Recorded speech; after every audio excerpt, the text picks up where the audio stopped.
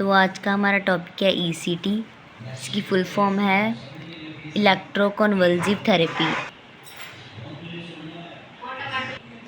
सबसे पहले हम इसकी इंट्रोडक्शन देंगे, देन उसके बाद इसकी डेफिनेशन देंगे, इसका फुल नेम क्या है और किस किस पेशेंट को ये दी जाती है।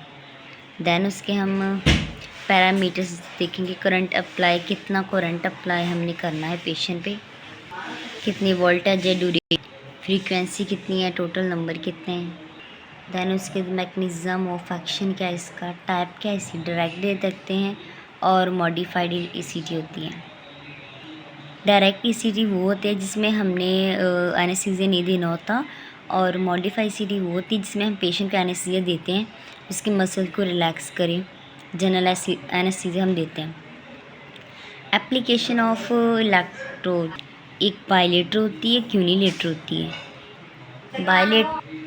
जो बाइलेटर ईसीटी है वो both side of your head दोनों में दी जाती है, और यूनिलेटर हम एक साइड में देते हैं। दैन इंडिकेशंस हैं किस किस पेशेंट को हमने ये ईसीटी देनी है।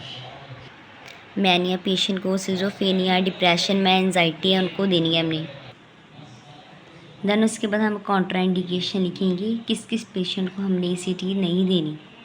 जैसे उसके ब्रेन ट्यूमर है, निमोनिया है, फीवर है, ब्रेन को इंजरी हुई, हाइपरटेंशन है, हार्ट फेलियर पेशेंट है।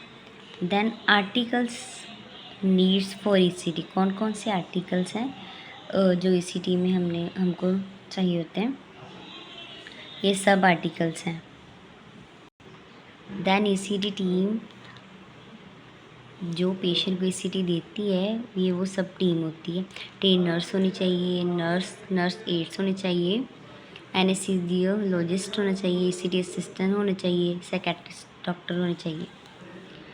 प्रोसीजर ऑफ ईसीटी, हम प्रोसीजर करने से पहले पेशेंट की केयर क्या करनी है, प्री केयर क्या होती है, उनसे पहले कंसेंट लेटर लेते हैं, इन्फॉर्म करते हैं, एडमिनिस्ट्रेशन ड्रग्स देते हैं उनको, उसकी रिड्यूस एंजाइटी करते हैं।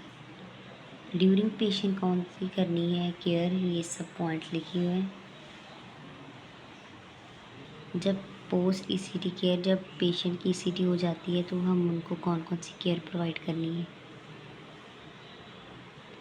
देन ड्रग्स यूज, कौन कौन सी ड्रग हमें यूज़ करनी है, इसके साइड इफ़ेक्ट्स भी होते हैं, और कौन कौन सी साइड इफ़ेक्ट है। हेडेक हो जाती है, बॉडी होती है, वॉमिटिंग, कंफ्यूज होता है पेशेंट, एमनेशिया हो जाता है, उसकी मेमोरी लॉस हो जाती है, उसे याद नहीं रहता कि मुझे ईसीटी का प्रोसीजर हुआ या नहीं, मेमोरी इम्पेयरमेंट हो जाती है, नॉज़िया हो जाता है।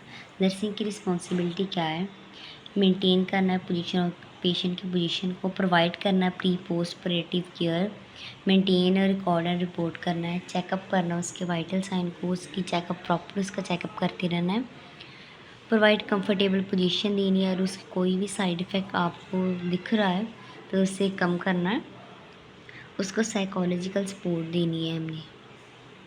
सो ये थी हमारी प्रोसीजर ईसीटी का। So thank you for watching my video.